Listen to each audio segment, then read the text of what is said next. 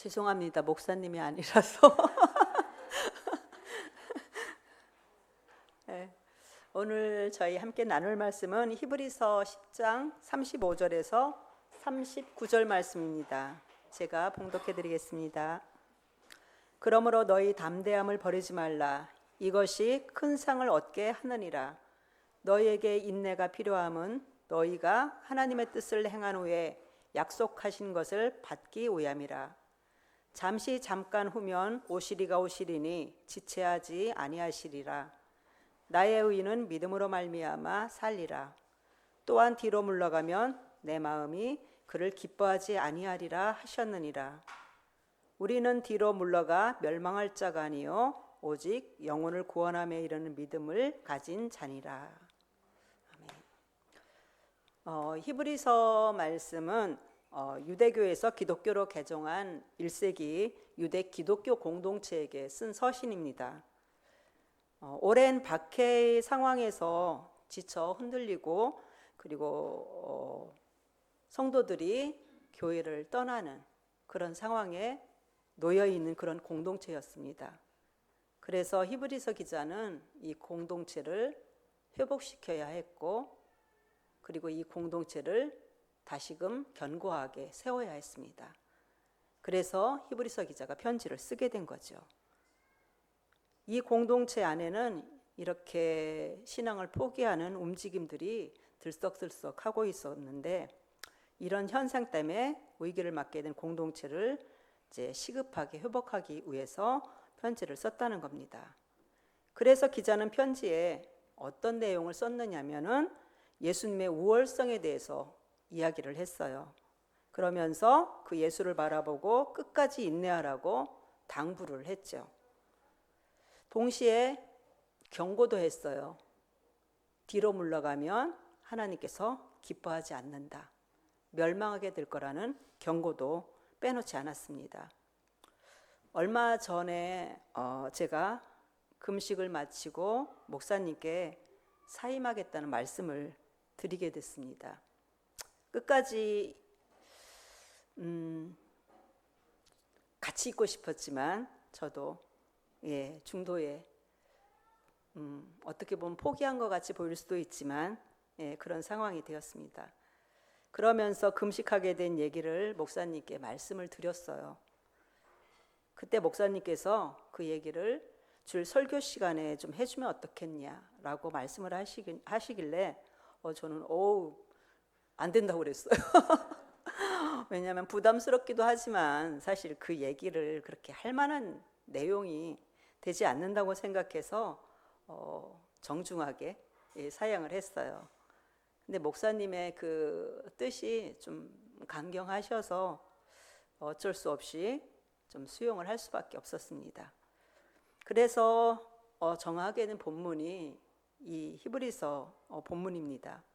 좀 무겁기도 하고 사실 히브리서가 좀 어렵기도 하거든요.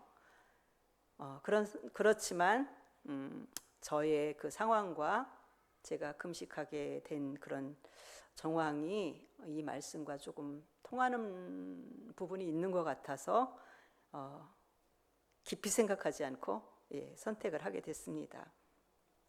저는 늘 어떤 중요한 결정을 해야 될 때 그리고 어떤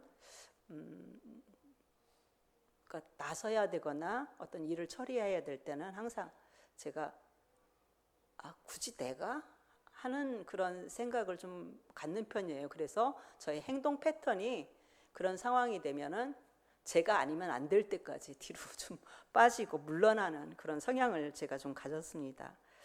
그래서 제가 생명의 교회에 오게 된 것도 사실 어떻게 보면은 그 저의 행동 패턴이 작용을 했던 거 아닌가 싶습니다. 그런 의미에서 이 말씀은 저에게 주시는 하나님의 권면의 말씀이기도 하고요. 또 한편으로는 저에게 주시는 경고의 말씀이기도 합니다.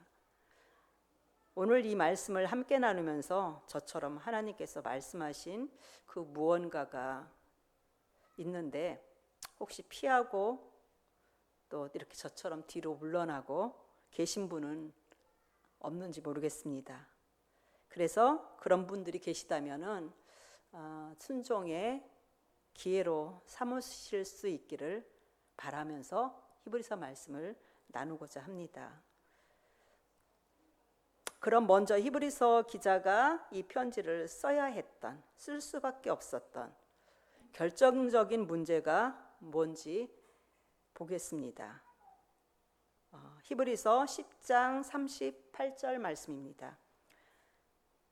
나의 의인은 믿음으로 말미암아 살리라. 또한 뒤로 물러가면 내 마음이 그를 기뻐하지 아니하리라 하셨느니라.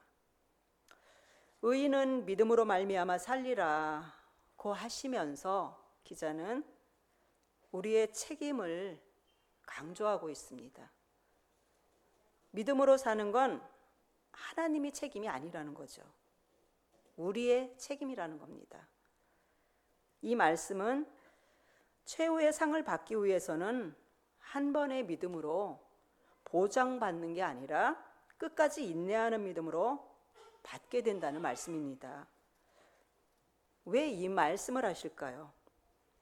이 공동체가 그렇게 살지 못하고 있기 때문입니다.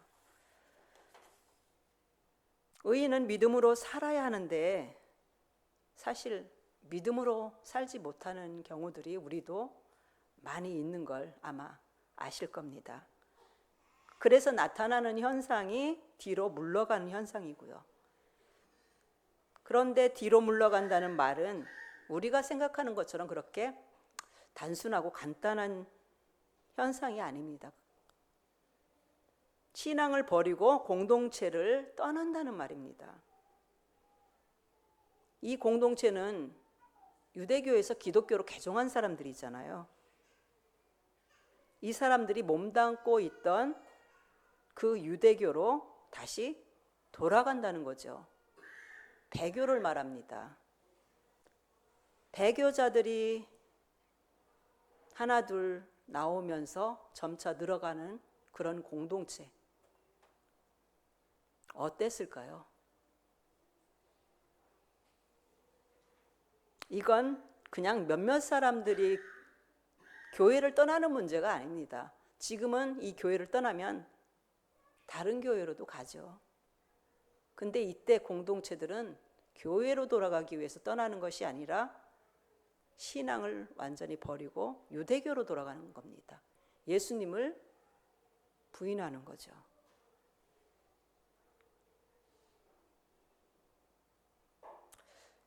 그렇게 되면은 사실 공동체의 존폐가 위태로워지겠죠.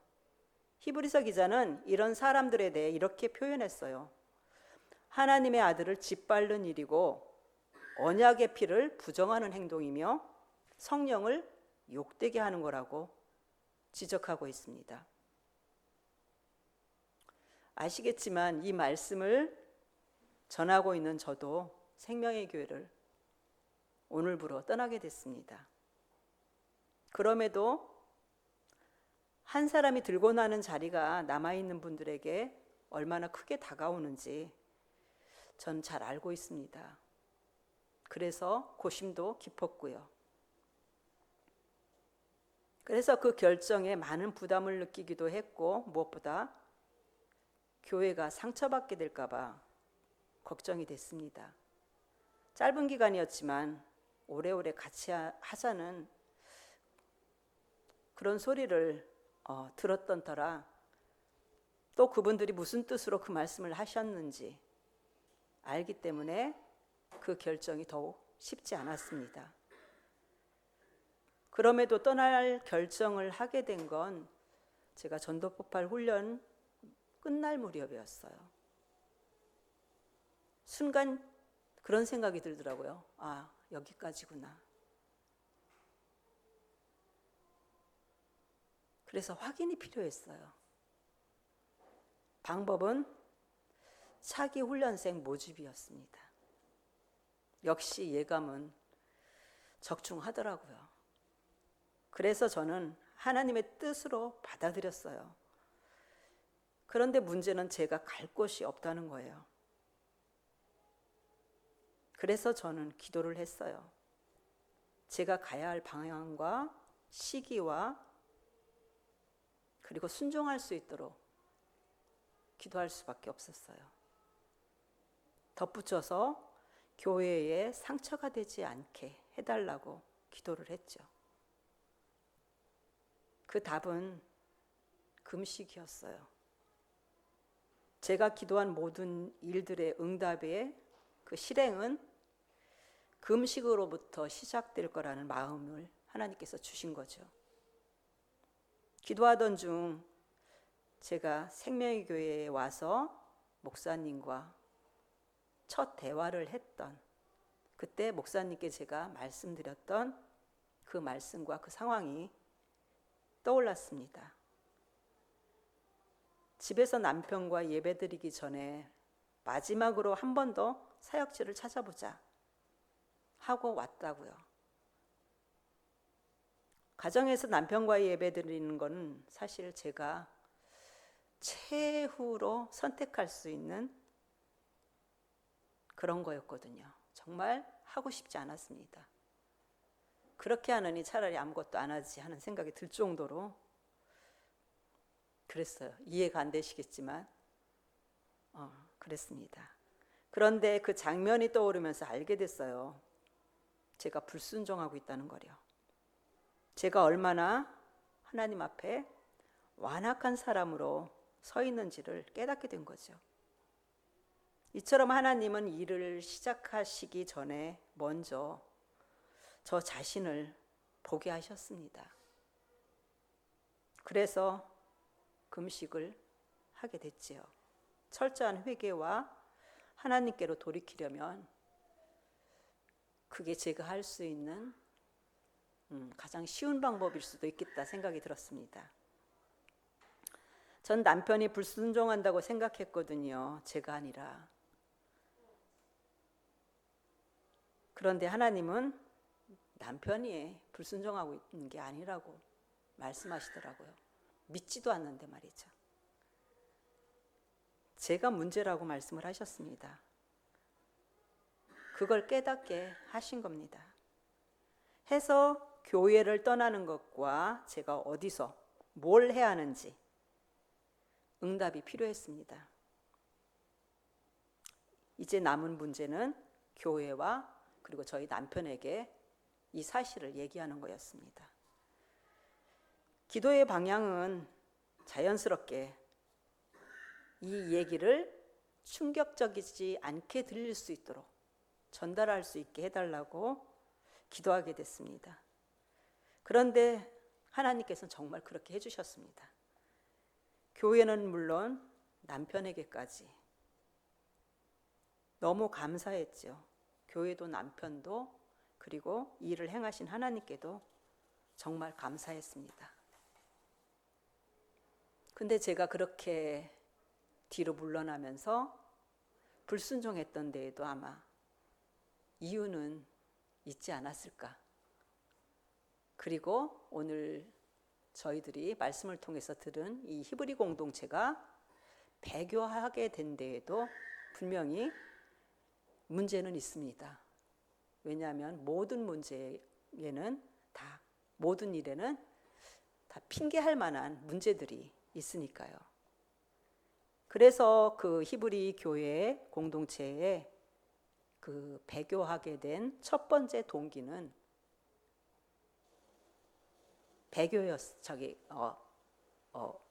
박해였습니다. 그 말씀이 바로 10장 32절에서 34절에 나와 있어요. 전날에 너희가 빛을 받은 후에 고난의 큰 싸움을 견디어낸 것을 생각하라. 혹은 비방과 환난으로서 사람에게 구경거리가 되고 혹은 이런 형편에 있는 자들과 사귀는 자가 되었으니 너희가 갇힌 자를 동정하고 너희 소유를 빼앗기는 것도 기쁘게 당한 것은 더 낫고 영구한 소유가 있는 줄 알미라. 문제는 그 박해가 장기화되는 게 문제였습니다. 잠깐 박해 받는 거라면 견딜 수 있지만 언제 끝날지 모르는 박해는 견디기가 쉽지 않죠. 기독교로 개종하면서 이 공동체는 박해가 시작된 거예요. 그칠 줄 모르는 박해가 참 힘들고 견디기가 어려웠습니다. 그 박해의 목록들을 보면은 비방과 조롱을 공개적으로 당하는 수치를 겪었어야 했다고 말하고 있습니다. 믿는다는 이유로 옥에 갇히기도 하고 그리고 심지어 재산까지 몰수당하는 그런 힘든 상황을 견뎌야만 했습니다. 이런 박해가 언제 끝날지 모른다는 것이 힘들었죠. 결국 인내의 한계를 느끼면서 이 공동체 안에는 돌아서는 사람들이 생기게 된 겁니다. 그리고 또 하나의 문제는 10장 37절에 나와 있습니다. 잠시 잠깐 후면 오시리가 오시리니 지체하지 아니하시리라. 박해도 문제였지만 더 결정적인 문제는 곧 다시 오리라던 예수님의 재림이 지연되는 게 더 큰 문제였습니다. 지금까지는 잠시 잠깐 후면 오실 거야. 그런 믿음으로 견뎠거든요. 왜? 예수님이 오시면 구원받고 저들은 심판받을 테니까.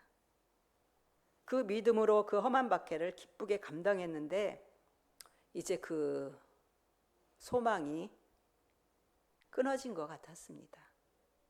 그러자 공동체는 배교를 생각하기 시작했고 하나둘 떠나는 사람들이 생겼습니다.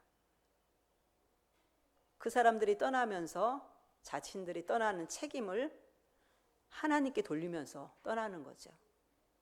왜? 하나님이 약속을 안 지키셨으니까. 곧 오신다고, 잠시 잠깐 후면 오신다고 하신 예수님이 안 오시니까 책임이 하나님께 있다라고 생각을 한 거죠. 그래서 저자는 공동체를 향해 이렇게 강조해서 말하고 있습니다. 곧 다시 오신다. 지체하지 않으신다. 라고 공동체를 향해서 호소하고 있습니다. 저자는 이 문제를 해결하기 위해 두 가지를 제안합니다. 그리고 인내의 모델을 제시합니다. 35절, 36절에 나와 있습니다. 그러므로 너희 담대함을 버리지 말라. 이것이 큰 상을 얻게 하느니라. 너희에게 인내가 필요함은 너희가 하나님의 뜻을 행한 후에 약속하신 것을 받기 위함이라. 제안은 담대함을 버리지 말라. 그리고 인내하라 였습니다. 담대함과 인내는 이전에 이 히브리 공동체가 가지고 있던 특징이에요. 너무나 잘 보여줬던 아까 32절에서 34절에서도 그거를 기쁘게 여기고 오히려 고통받는 다른 공동체를 도왔다고 하거든요. 장차 이루어질 하나님 나라를 바라보면서 더 큰 소유를 바라보면서 지금 소유를 잃는 거에 대해서 개의치 않을 수 있을 정도로 기뻐할 수 있을 정도로 담대했고 그리고 인내를 하던 공동체였습니다. 고난을 이겨냈던 경험들이 많았고 그리고 그 담대함과 인내를 다시 회복하라고 히브리서 저자는 말하고 있습니다. 이 말은 지금 이 공동체의 담대함과 인내가 부족하다는 뜻이기도 합니다. 담대함은 확신을 갖게 하고 그리고 인내는 그 확신을 유지시켜주는 점에서 고난받는 공동체에게 없어서는 안 되는 덕목이라고 할 수 있습니다. 이제 저는 남편과 함께 개척을 하려고 합니다. 그러기 위해서 목사 한 수가 필요하다는 생각이 들었습니다. 이것도 제가 통과해야 하는 만만치 않은 또 하나의 문제였습니다. 그래서 하나님께 담대함을 달라고 기도를 했습니다. 역시 하나님께서 담대함을 주셔서 목사님께도 저희 남편에게도 말할 수 있었습니다. 그리고 목사님으로부터 추천서와 그리고 사역 확인서를 받고 저희 남편에게도 받아야 할 게 있었습니다. 동의서요. 제가 목사 안수 받는데 남편의 동의가 필요했거든요.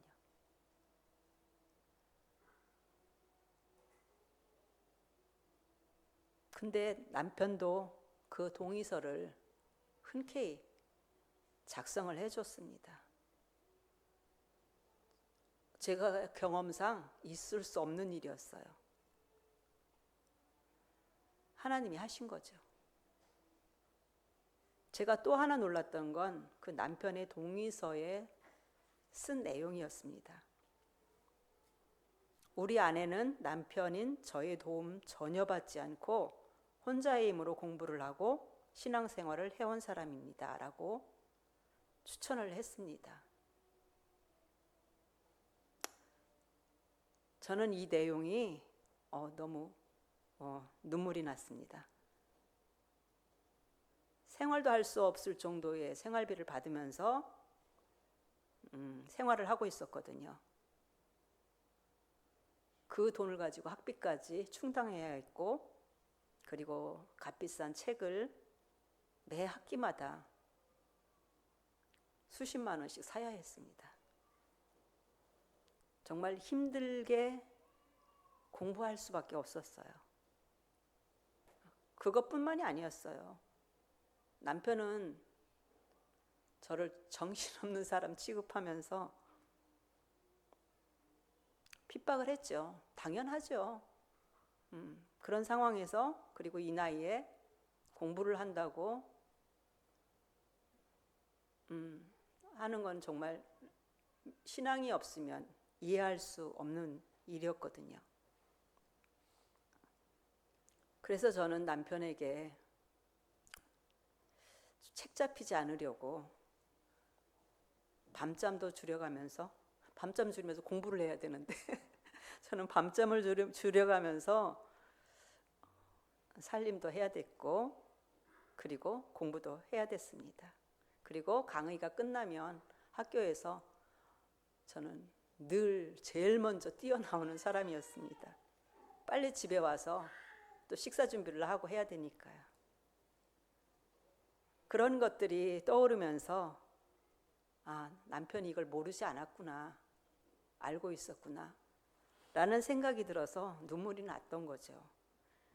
그리고 그렇게 애써온 저를 남편이 인정해 주는 것 같아서, 그래서 더욱 감동이 됐던 것 같습니다. 결론은 이 일도 하나님께서 하셨다는 겁니다.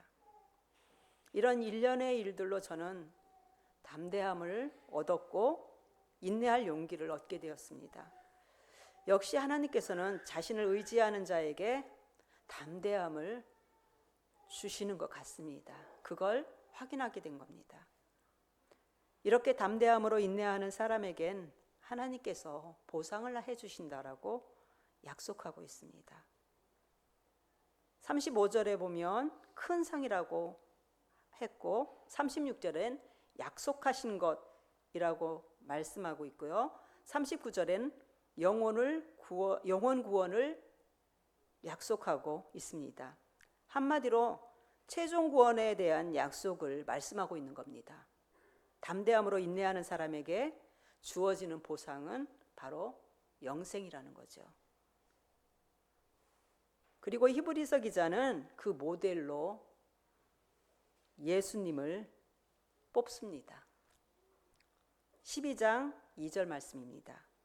믿음의 주요 또 온전하게 하시는 이인 예수를 바라보자. 그는 그 앞에 있는 기쁨을 위하여 십자가를 참으사 부끄러움을 개의치 아니하시더니 하나님 보좌 우편에 앉으셨느니라. 보상 받으신, 그러니까 담대함과 인내로 이겨내셔서 보상 받으신 모델이 바로 예수님이라는 거죠. 예수님은 십자가를 참으심으로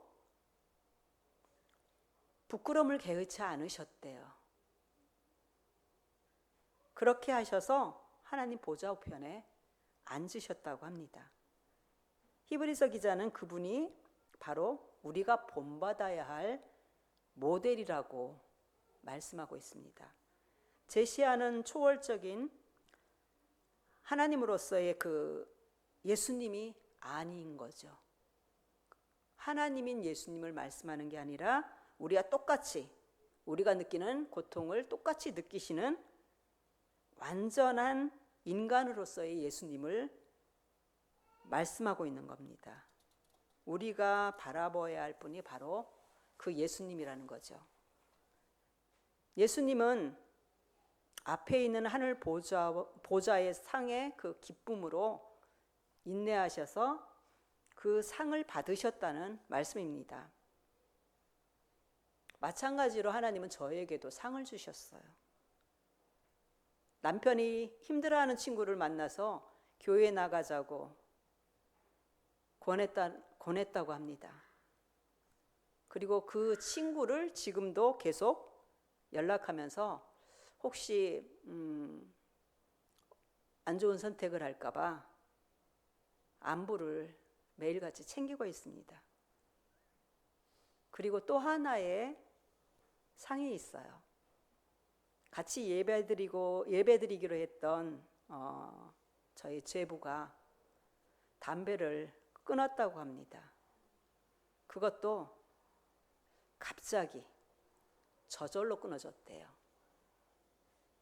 이상해서 자신도 이상하게 생각해서 담배를 한번 피워보려고 입에다 갖다 댔더니 갑자기 역겨워져서 피울 수 없었다라고 얘기를 합니다. 저희 제부는 되게 참 젊어서부터 담배를 피웠을 거예요. 그래서 그 몸에 그 담배에 인이 배겨 있을 거고요. 그런데 담배를 끊었다는 거죠. 본인의 노력이 아니라 저절로요. 어떻게 이런 일이 있을 수 있냐는 거죠. 이 또한 하나님께서 하셨다라고밖에 할 수 없는 거죠. 제가 하나님께 순종하기로 결단했더니 하나님께서 이렇게 일을 하신 겁니다. 저는 이 말씀을 마치면서 제가 경험한 것을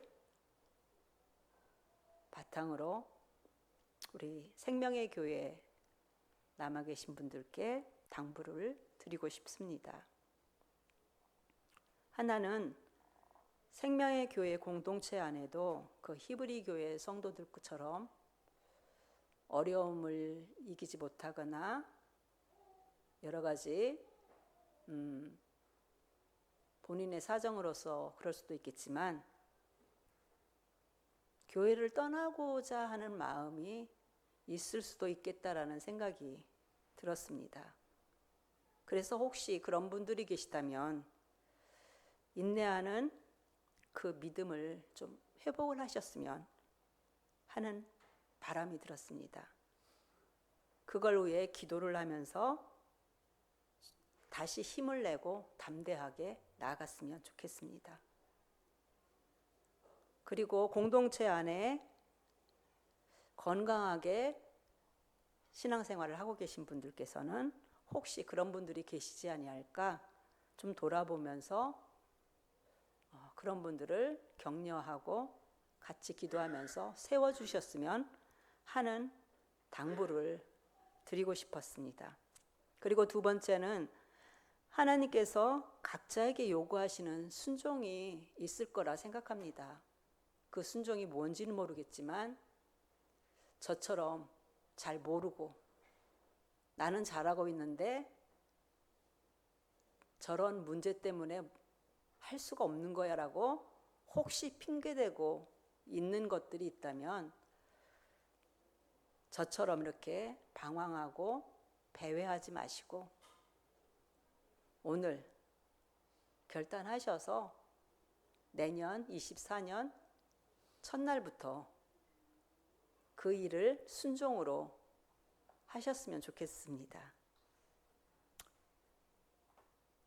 그렇게 해서 우리가 같이 우리 헤어져도 어차피 하나님 나라의 한 공동체거든요. 끝까지 인내하는 믿음으로 순종하여 하나님이 약속하신 최종 구원을 이루어 갈 수 있기를 계속 함께 중보했으면 합니다. 지금까지 제가 몇 개월 되지는 않지만 생명의 교회로부터 참 사랑을 많이 받았다고 생각이 듭니다. 그래서 너무 감사하고요. 그리고 계속 같이 오래오래 같이 있자고 해주셨던 분들에 대해서도 늘 그 말이 제 귀에서 쟁쟁하게 들립니다. 아마 그 소리는 계속 제가 살아있는 동안 있지 않을까 싶기도 하고요. 그 말이 제겐 너무 위로가 됐거든요. 아마 여기 안에도 그 말이 필요한 사람이 있지 않을까 하는 생각이 들었습니다. 그래서 그런 말을 가급적 많이 아무한테나 다 해주셨으면 하는 생각이 들어서 제가 그 당부를 드리는 거였습니다. 그동안 베풀어 주신 사랑과 그리고 배려에 감사를 드립니다. 나중에 혹시 만나게 될 수도 있으니까 그때 더 반가운 모습으로 그리고 더 성숙한 모습으로 만날 수 있기를 바라면서 이만 마치겠습니다. 아멘.